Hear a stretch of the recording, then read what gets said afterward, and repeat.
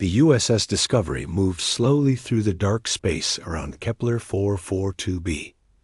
Commander Jake Sullivan stood on the bridge, watching the planet grow larger on the main screen. The world looked dead from space, covered in gray dust and broken rocks. But the sensors showed something interesting buried deep under the surface.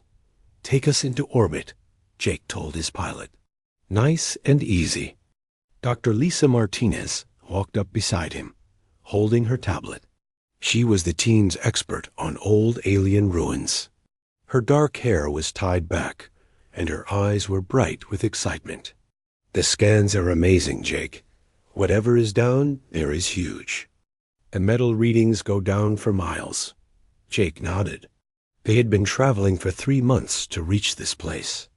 Earth's deep space sensors had picked up strange signals from this system. The signals were old, maybe millions of years old. But they were clearly made by intelligent beings. "Any signs of life?" Jake asked. Ryan Cole looked up from his station. He was young, maybe 25, with red hair and freckles. Ryan handled all the communication systems for the ship. "Nothing on any frequency, sir. The planet is completely silent." Captain Amy Brooks entered the bridge. She was tall and strong, with short blonde hair and serious blue eyes. Amy was in charge of keeping everyone safe. "Landing team is ready, Commander. We have full equipment packs and enough supplies for a week." Jake looked at the planet one more time. Something felt strange about this place, but he could not explain what. "All right, people.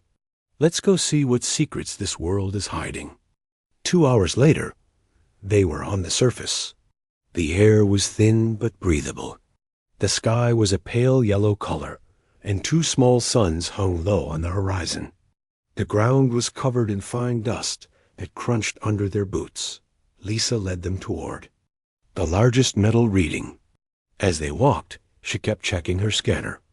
"It's just ahead, about 200 meters." They found it easily. A section of the ground was different from the rest. Instead of dust and rocks, there was smooth black metal poking through. The metal formed a perfect circle about 10 meters wide. "Looks like a hatch," Amy said. She kept her hand on her weapon. Even though the planet seemed empty, she was always careful. Lisa ran her scanner over the metal. "This is incredible. The metal is some kind of alloy I have never seen before. And look at this." She pointed to symbols carved into the surface. They were strange and flowing, like water frozen in time. Ryan set up his equipment. "I'm getting electromagnetic activity from below. Something down there is still powered after all this time."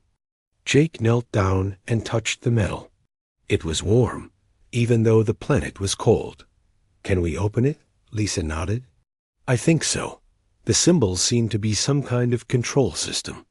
She pressed her hand against one of the symbols. Nothing happened. At first, then the symbol began to glow with soft blue light. The metal circle started to move. It split into sections that folded back on themselves, revealing a tunnel going straight down. Lights came on automatically, showing metal stairs built into the walls. "Well," Jake said, "that's convenient." Amy stepped forward. "I go first. We don't know what's down there." They climbed down for what felt like hours. The tunnel went deeper and deeper into the planet. The walls were covered with more symbols, all glowing softly in different colors. Lisa tried to record everything with her camera. Finally, they reached the bottom. They found themselves in a huge room carved out of solid rock. The ceiling was so high they could not see it in the darkness above. But what caught their attention was in the center of the room. A crystal the size of a small building stood there, pulsing with internal light. Around it were dozens of smaller crystals, all connected by thin streams of energy. The whole room hummed with power. "My God," Lisa whispered. "It's beautiful." Ryan checked his instruments. "The power readings are off the charts. This thing is like a massive computer." Jake walked closer to the large crystal. As he got near, images began to appear in the air around it. They were holographic projections, showing star maps and alien worlds. "It's responding to us," Lisa said excitedly. She moved to one of the smaller crystals and placed her hand on it. Suddenly, the room filled with images. They showed space, but not empty space. Huge ships moved between the stars, ships bigger than cities.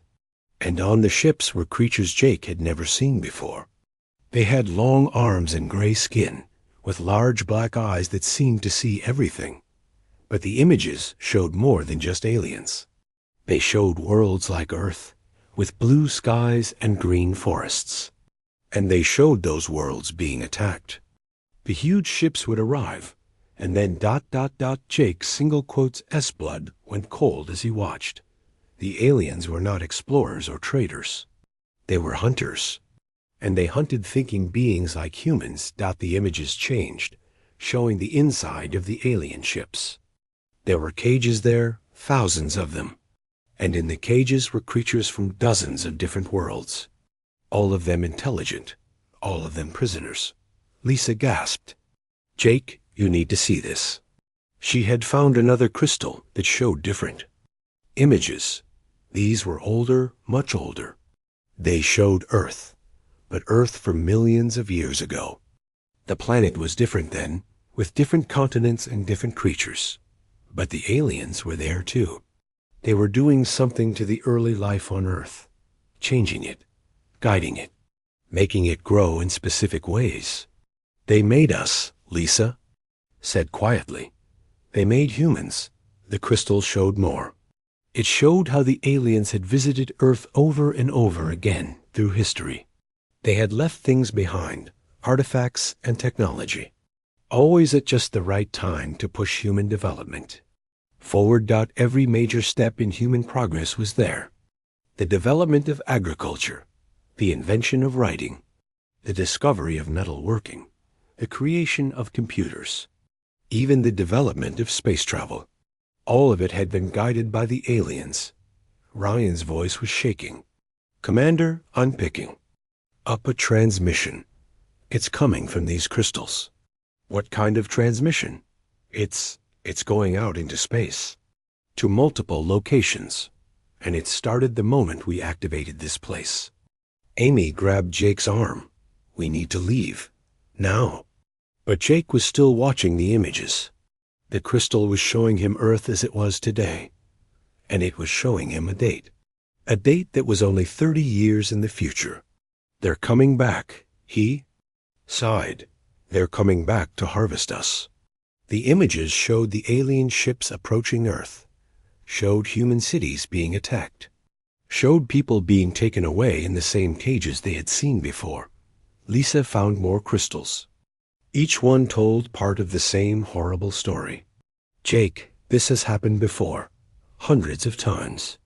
They find a world, they guide the life there until it becomes intelligent, and then they harvest it. They use the intelligent beings as slaves." "But why?" Jake asked. Another crystal lit up, answering his question. The aliens needed intelligent slaves because their own race was dying. They had become too dependent on technology and had lost the ability to think creatively. They needed fresh minds to solve problems for them. Ryan was checking his communication equipment. "Commander, we have a problem. That transmission is still going out. And I think it's telling them we found this place." Amy was already moving toward the tunnel. "We need to get back to the ship. We need to warn Earth." But as they started to leave, more images appeared. These showed other worlds, other species that had discovered the truth just like humans had. All of those species had tried to fight back. All of them had failed. The last image was the most chilling. It showed a countdown written in symbols that somehow Jake could understand. 23 days. "That's how long we have," he said. 23 days before they arrive." They ran up the tunnel as fast as they could. Behind them, the crystals continued to pulse with light, sending their signal out into the darkness of space. The signal that told an ancient enemy that their newest harvest was ready to begin. When they reached the surface, Jake looked up at the alien sky. Somewhere out there, in the cold space between stars, ships were already moving. Ships full of creatures that had been hunting and enslaving intelligent life for millions of years. And now they were coming for humanity. The team ran back to their shuttle, each of them carrying the weight of the most terrible knowledge in human history. Earth was not humanity's birth world. It was their breeding ground, and the harvest was about to begin. The USS Discovery broke through Earth's atmosphere 3 days after leaving Kepler 442b. Jake Sullivan had not slept during the entire journey back. Every time he closed his eyes, he saw the images from the crystal chambers. Alien ships approaching Earth, human cities burning, people being dragged away in cages. Admiral Peter King was waiting for them at the landing pad. He was a big man with gray hair and hard eyes. Peter had fought in the border wars and had seen more combat than most people. But when Jake told him what they had found, Peter's face went pale. "You're telling me that everything we know about human history is a lie?" Peter asked. They were sitting in a secure conference room deep under the Earth Defense Headquarters. Lisa spread out her data tablets on the table. Not a lie exactly, but guided, controlled. Every major step forward in human development was helped along by alien technology.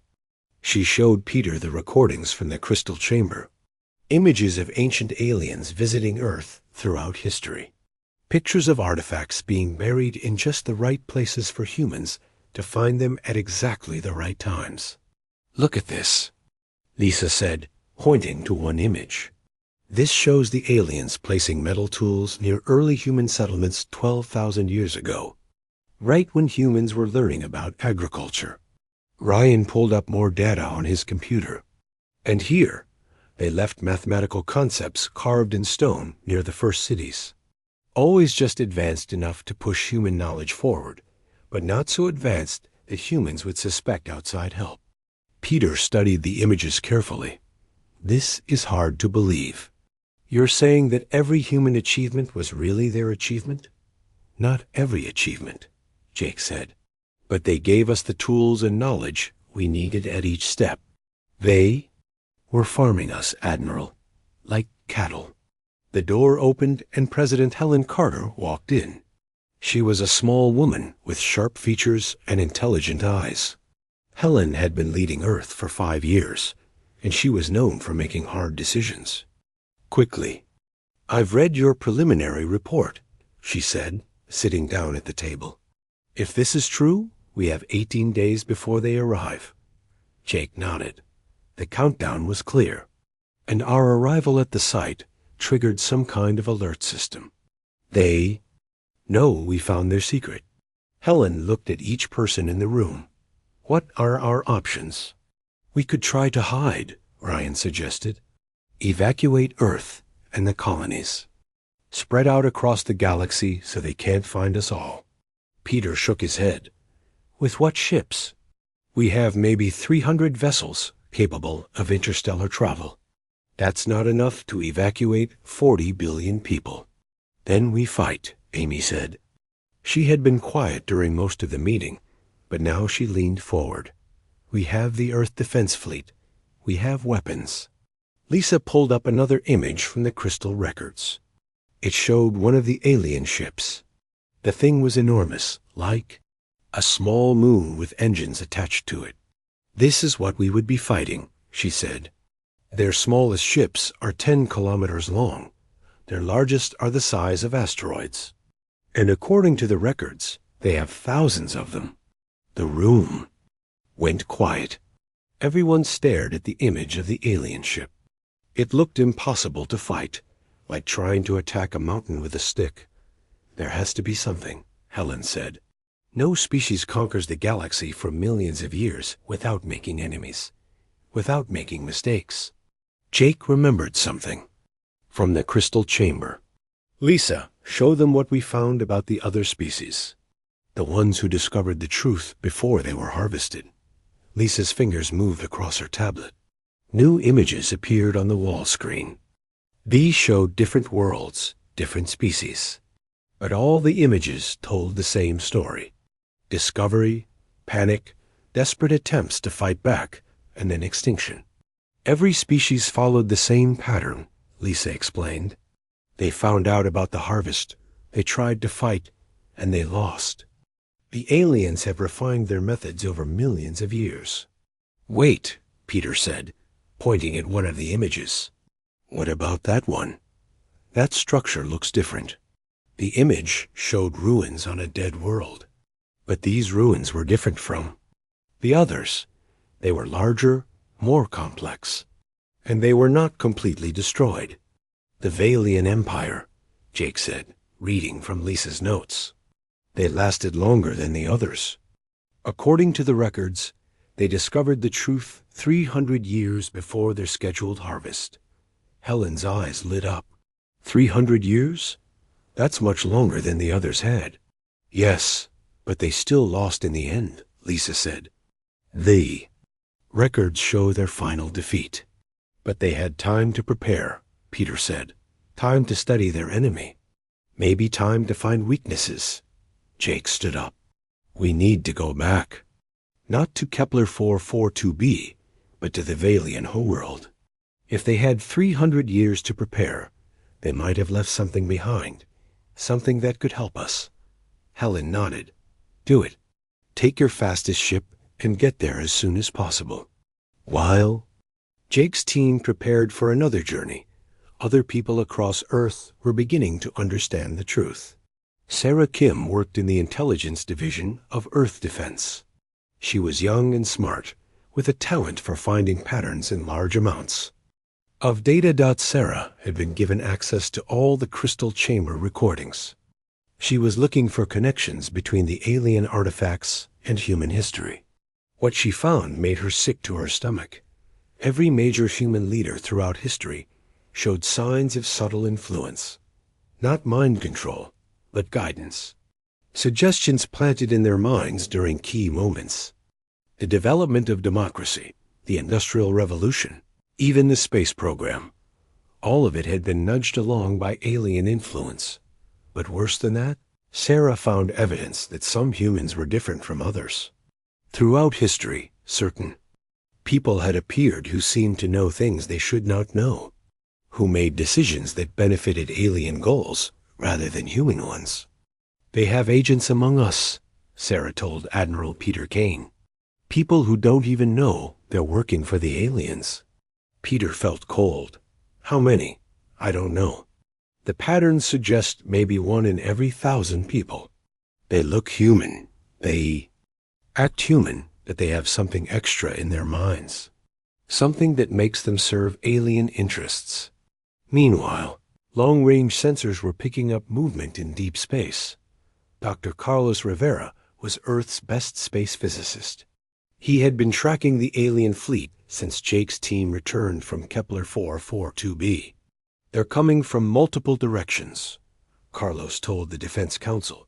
At least 50 separate fleets, all converging on human space. The lead elements will arrive in 15 days. The numbers were terrifying. Each fleet contained hundreds of ships. Some of the ships were so large, they had their own gravity fields.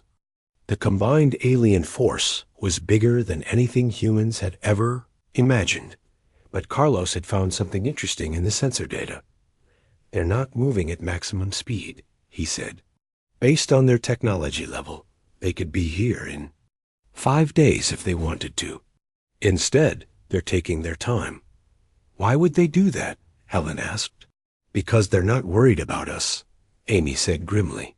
They think we're just another species that will panic and surrender. They have no idea we might actually fight back. As the meeting ended, alarms began ringing throughout the building. Ryan ran to his communication station and began checking incoming signals.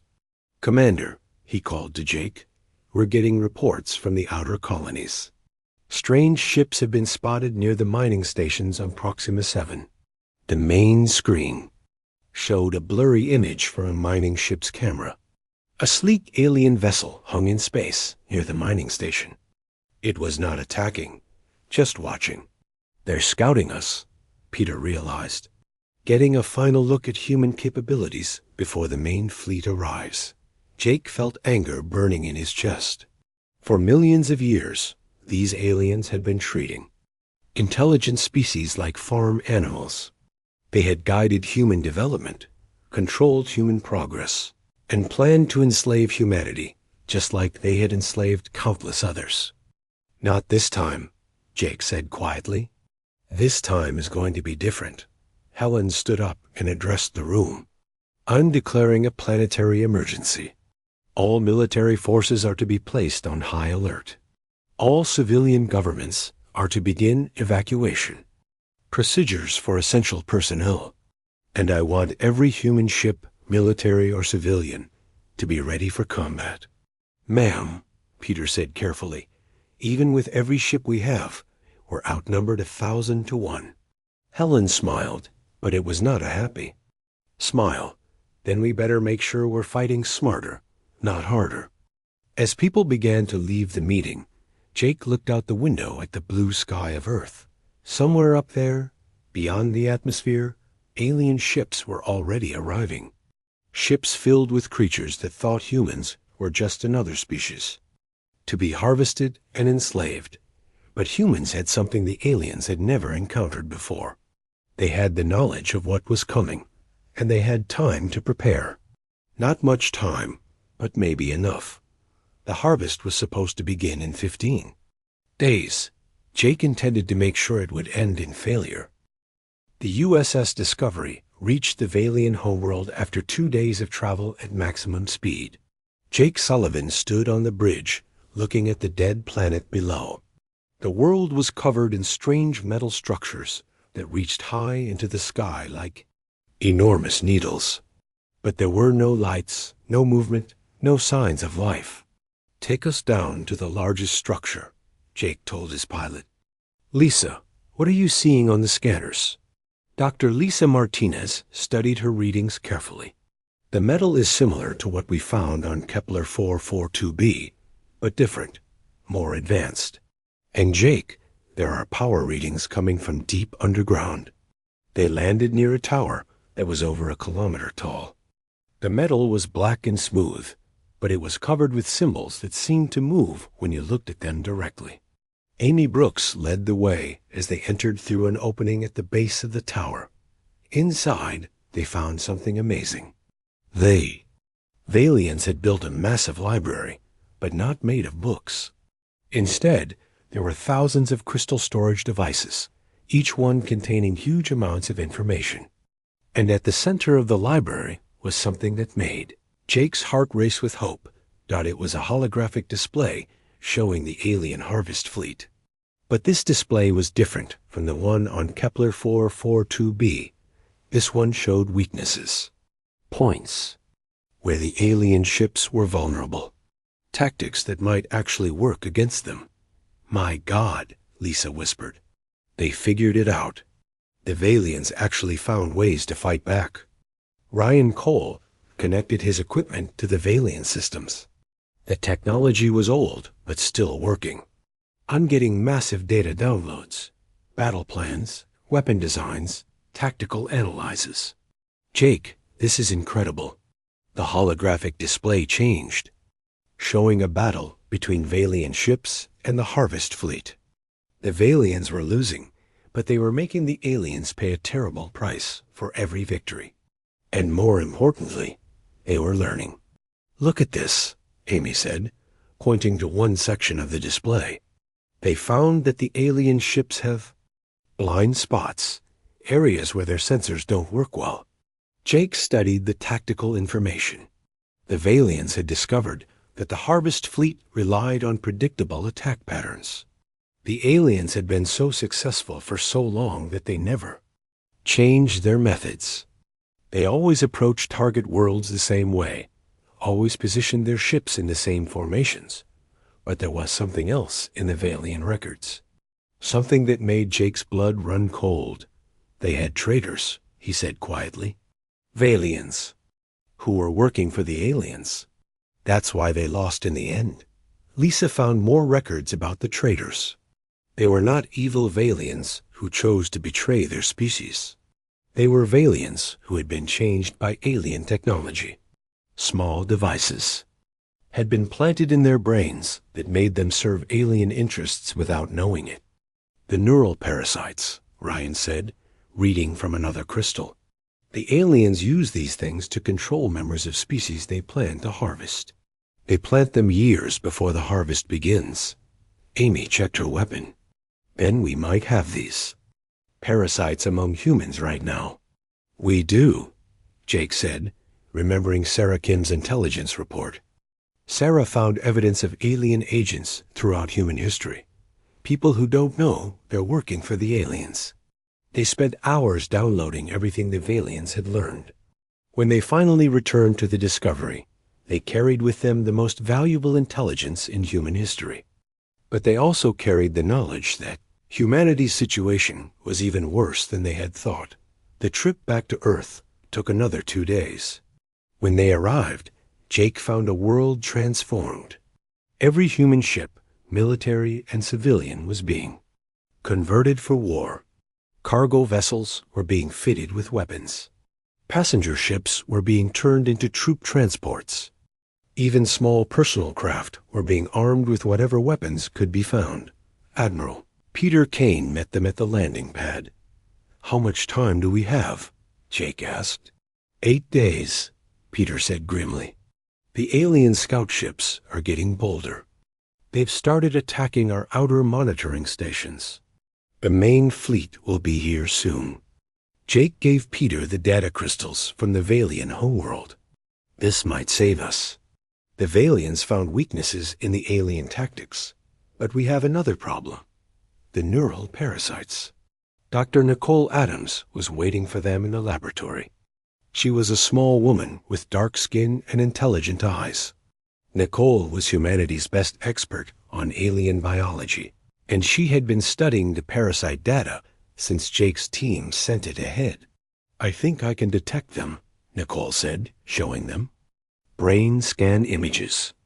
The parasites show up as tiny metal objects attached to the brain stem. But here's the interesting part.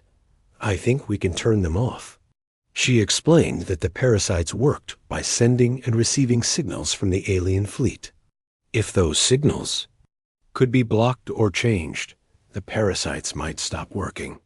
Better yet, they might be reprogrammed to send false information back to the aliens. "You mean we could turn their own agents against them?" Amy asked. "Exactly. But we would need to identify everyone who has a parasite first. And we would need to do it without the aliens knowing." President Helen Carter had been busy as well. She had convinced every human government to work together under emergency war powers. Resources from across human space were being pooled for the defense effort. "We're not just fighting for Earth," Helen told the assembled leaders. "We're fighting for every human colony, every human settlement. If we lose this battle, our entire species becomes slaves." Dr. Carlos Rivera had been working on another part of the problem. The Valian records contained designs for new types of weapons and defensive systems, but building them would require technology that humans did not have. "The good news is that we can make simplified versions," Carlos explained to the Defense Council. "The bad news is that even the simplified versions will take months to build properly." "We don't have months," Jake said. "We have 8 days. Then we build them badly," Carlos said with a grin. "Quick and dirty. They might not work perfectly, but they'll work well enough." Lieutenant Ben Foster was put in charge of the crash building program. Ben was young but brilliant, and he had a talent for making complex technology work with simple materials. He set up workshops on every human world, all working around the clock to build the new weapons. The weapons were based on Valian designs, but adapted for human technology. They created devices that could disrupt the aliens' communication systems. They built missiles that could target the blind spots Amy had identified. Most importantly, they created jammers that could block the signals controlling the neural parasites. Meanwhile, Sarah Kim was working on a different kind of preparation. She was using the Valian intelligence to identify which humans might be carrying parasites. The work was slow and difficult, but patterns were beginning to emerge. I found 12 high-ranking military officers who show signs of parasite influence. Sarah reported, and at least 30 government officials. They're all in positions where they could sabotage our defense plans. Nicole had developed a procedure for removing or reprogramming the parasites. It was risky and painful, but it worked. One by one, the affected humans were brought in for treatment. Most of them were shocked to learn they had been unknowingly serving alien interests, but some of the parasites could not be removed safely. For those people, Nicole developed a different solution. She could reprogram the parasites to send false information back to the aliens. The affected humans would become double agents, feeding lies to their alien masters. As the days counted down, humanity's preparations became more desperate and creative. Civilian ships were being loaded with powerful explosives, ready to ram alien vessels if necessary. Scientists were developing biological weapons targeted at alien physiology. Engineers were building traps in the asteroid belts around human worlds. Jake found himself working 20 hours a day, coordinating between different preparation teams. The plan they were developing was complex and dangerous. It required perfect timing and a lot of luck, but it was the only chance humanity had. The alien fleet was now visible to the naked eye from Earth's surface. Hundreds of massive ships hung in space like dark stars, growing larger each day. Smaller scout ships darted back and forth, mapping human defenses and reporting back to the main fleet. "They think they know everything about us," Jake said to Amy as they watched the alien ships through a telescope. "They think we're going to panic and surrender like every other species." Amy smiled grimly. "They're about to learn that humans are different." "Are we, though?" Jake asked. "Are we really different from all the other species they've harvested?" Amy was quiet for a long moment. Then she said, "We're about to find out." On the final day before the harvest was scheduled to begin, Jake stood in the command center and looked at all the preparations humanity had made. Ships filled with explosives, weapons built from salvaged alien technology, volunteers ready to sacrifice their lives for the chance to remain free. It was not enough. Not nearly enough to defeat an enemy that had conquered the galaxy for millions of years, but it was something the aliens had never faced before, a species that knew the truth and refused to give up without a fight. The harvest was set to begin at dawn. Jake checked his watch. 6 hours remaining. "All stations report ready," Peter announced to the command center. Jake nodded. "Then let's show these aliens what happens when humans say no." The harvest began exactly at dawn, just as the alien records had predicted. Commander Jake Sullivan watched from the command center as the massive alien ships moved into position around Earth. Each ship was the size of a city, dark and threatening against the blue sky. But something was wrong. The aliens were not seeing what they expected to see. Earth looked empty. The major cities showed no signs of life. No lights, no movement, no radio signals. From space, it appeared that humanity had simply vanished.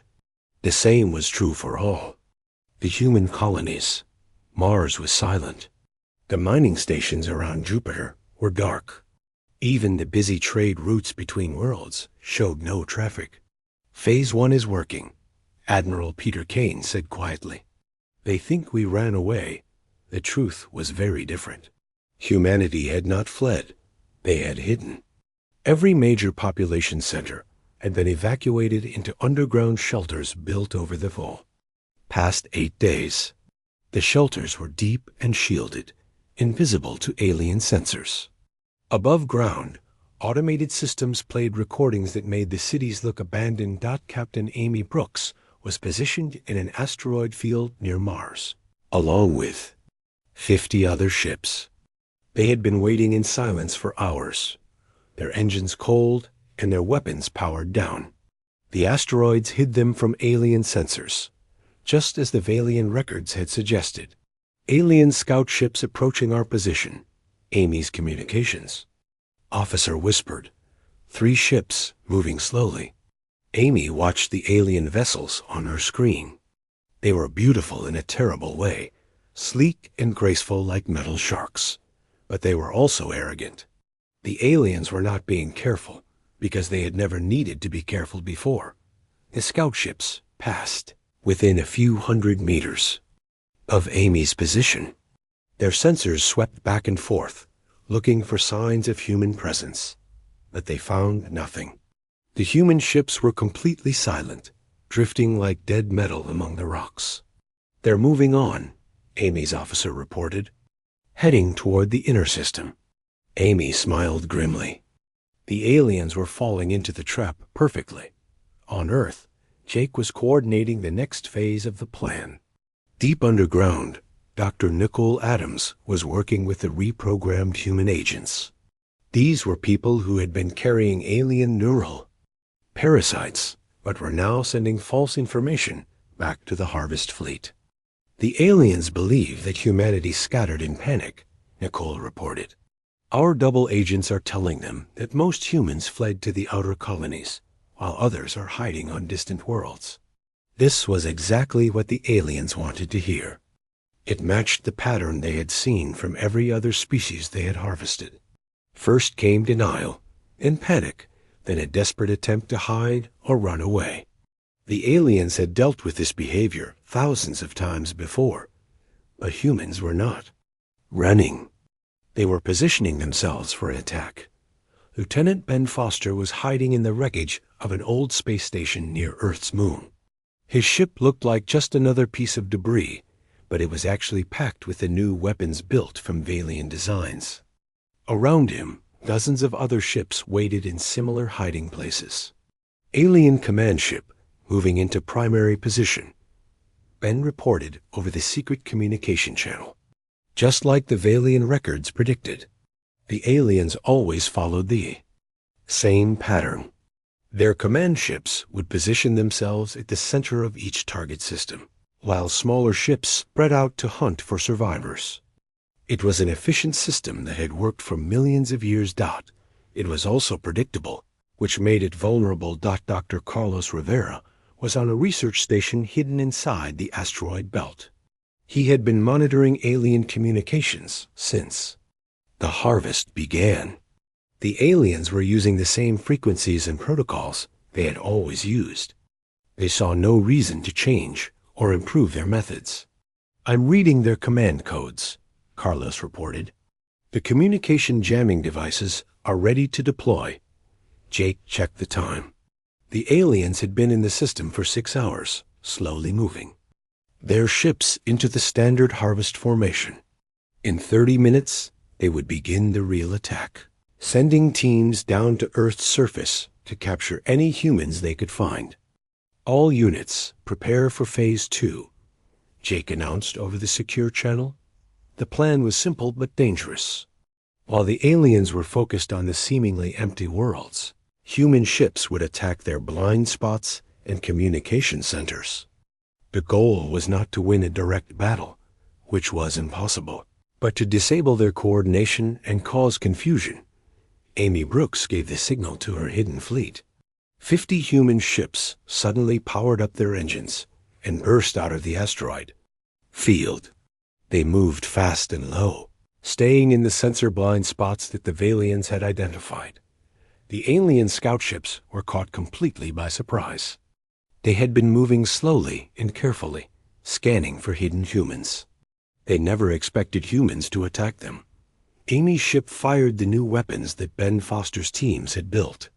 Beams of energy struck the alien scouts, disrupting their communication systems and navigation computers. 2 of the 3 scout ships went dark immediately. "Direct hits," Amy reported. Enemy communications are down. But the aliens were quick to respond. The third scout ship managed to send an alert before Amy's weapons disabled it. Within minutes, larger alien ships were moving toward the asteroid field. Phase 3 now, Jake ordered. This was the most dangerous part of the plan. Ben Foster and his hidden ships around Earth's moon suddenly revealed themselves and attacked the alien command ship. The massive vessel was 10 kilometers long and heavily armed. But Ben's ships had surprise on their side. The human ships swarmed around the command ship like angry insects, firing alien weapons at specific weak points. The aliens had never experienced this kind of coordinated attack before. They had never faced enemies who knew exactly where to hit them. Carlos Rivera activated the communication jammers. Suddenly, the alien fleet lost contact with their command ship and with each other. The Harvest Fleet, which had operated as one coordinated unit for millions of years, was broken into isolated groups that could not talk to each other. The aliens tried to adapt, but they had no experience with this situation. For millions of years, every species they harvested had either surrendered immediately or tried to run away. No species had ever studied alien tactics and turned them against their. Creators.Jake watched the battle displays from his underground command center. The human attacks were working, but they were also taking heavy losses. Every few minutes, another human ship disappeared from the screens, destroyed by superior alien firepower. "We're hurting them," Peter Kane said, "but we can't keep this up much longer." Jake nodded. The distraction attacks had served their purpose. While the aliens were dealing with the surprise assaults, the real mission was beginning. Commander Jake Sullivan himself was leading a small fleet toward the edge of the solar system. Hidden among his ships were 3 vessels containing the most important cargo in human history. These ships carried the quantum tunnel generators that Dr. Rivera had built from Valian designs. The tunnels would allow a small number of ships to travel instantly across the galaxy, bypassing the alien fleet entirely. Jake's destination was the most heavily guarded secret in alien space. The location of the Nexus station. The Nexus was where the aliens processed all their harvested species. It was where millions of enslaved beings were broken down and turned into components for alien technology. And according to the Valian records, it was the key to stopping the harvest forever. "Quantum tunnels are stable," Dr. Rivera reported from the lead science ship. "We can open a passage in 60 seconds. Jake looked back at Earth one last time. The planet was still hidden under its false appearance of abandonment, but he could see the flashes of battle in the distance. Human and alien ships were fighting desperately among the asteroids and moons. "Amy, this is Jake," he said over the communication channel. "We're beginning the main mission. Keep them busy here." "Understood," Amy replied. Her voice was calm, despite the chaos around her. "We'll make sure they don't follow you." The quantum tunnel opened in front of Jake's ships like a glowing doorway in space. Through it, he could see distant stars and the faint outline of something enormous and dark. "All ships into the tunnel," Jake ordered. "Time to end this harvest once and for all." As the human ships disappeared into the quantum tunnel, the battle for Earth continued to rage. The aliens were confused and angry, fighting an enemy that refused to follow the rules they had learned over millions of years. But deep in their alien minds, some of them were beginning to feel something they had not felt for a very long time. They were beginning to feel afraid. The harvest was not going according to plan. And for the first time in their long history of conquest, the aliens were starting to wonder if they might actually lose. Jake's ships emerged from the quantum tunnel in a system at the edge of the galaxy. Before them hung the Nexus station, a structure so large it had its own gravity field. It was beautiful and terrible, made of crystal and metal that seemed to shift and flow like living tissue. "There it is," Jake said quietly. The heart of their empire. The station was heavily defended, surrounded by automated weapons and patrol ships. But Jake had not come here to fight his way in. He had come here to do something that no harvested species had ever attempted before. He had come here to free every enslaved mind in the galaxy. The Nexus station was even more terrifying, up close than Jake Sullivan had imagined. The structure stretched for hundreds of kilometers in every direction, its crystal and metal surface pulsing with strange lights. As his small fleet approached, Jake could see thousands of smaller ships docked along the station's surface. Each ship carried the enslaved beings from a different harvested world. I'm reading massive energy signatures, Dr. Carlos Rivera reported from his science vessel. Jake, there are millions of life forms inside that station. Maybe billions. Jake felt his stomach turn. Each of those life forms had once been a free-thinking being from some distant world. Now they were all slaves, their minds connected to the alien network that powered the harvest fleet. Defensive systems are scanning us, reported the pilot. Of Jake's ship. Should we power weapons? No, Jake said. Not yet. Let them scan us. They need to think we're just another group of captured ships. The plan was risky beyond belief. Jake's ships were using false identification codes taken from the Valian records. To the Nexus defenses, they would appear to be harvest ships returning with captured humans. The aliens would never expect an attack to come from inside their own station. As they flew closer, Jake could see the true horror of the Nexus. The station was not just a prison. It was a factory. Enslaved beings were being processed like raw materials, their minds broken down and rebuilt to serve alien purposes. The lucky ones became workers or soldiers. The unlucky ones became living components in alien machines. Docking Bay 12 is opening for us, the pilot announced. They're directing us to the processing center. Jake's heart was racing. Everything depended on the next few minutes. If the aliens discovered who they really were, the mission would fail and humanity would join the countless other species in eternal slavery. The ships landed in a huge docking bay filled with harvest vessels from across the galaxy. Robot systems immediately began moving toward Jake's ships, ready to unload what they thought were captured humans. Now, Jake whispered into his communicator. The sides of Jake's ships opened, but instead of captured prisoners, armed human soldiers poured out. Ben Foster led the assault team, carrying the special weapons that Dr. Nicole Adams had designed. These weapons were not meant to kill aliens. They were meant to disrupt the neural control systems that kept the enslaved beings obedient. Robots were caught completely by surprise. They had never been programmed to deal with armed resistance inside the Nexus station. Ben's team destroyed the robots quickly and moved toward the station's main corridors. Neural disruptors are working, Nicole reported over the radio. I'm reading massive system failures throughout the processing center. As the disruptor weapons spread their effects through the station, something amazing began to happen. Enslaved beings who had been mindlessly following orders for years suddenly stopped and looked around in confusion.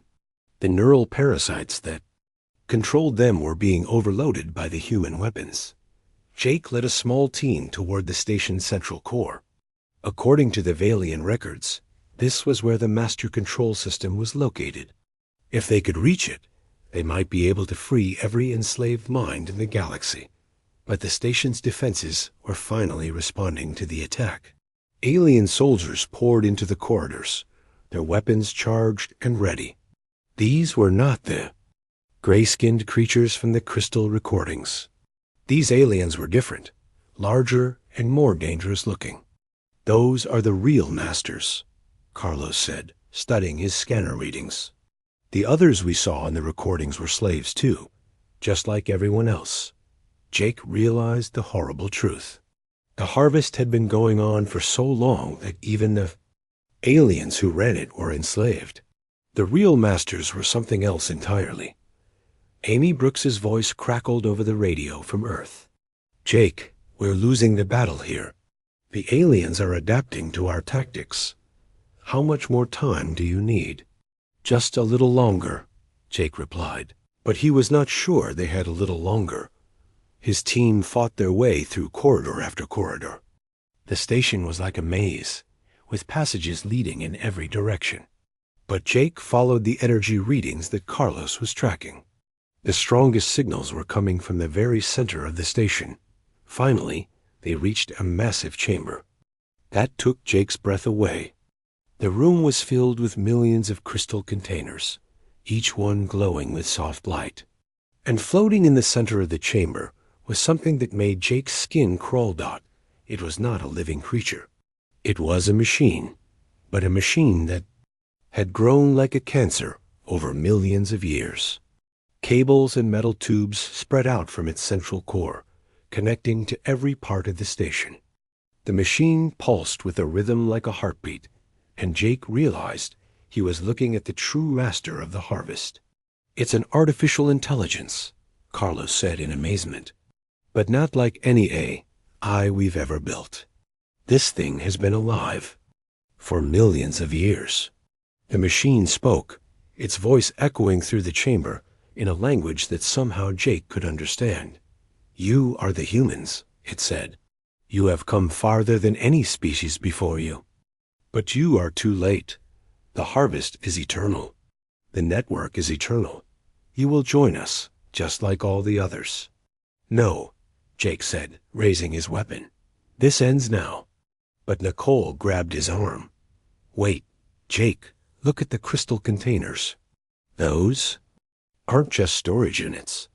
Those are minds. Living, thinking minds." Jake looked more carefully and saw that she was right.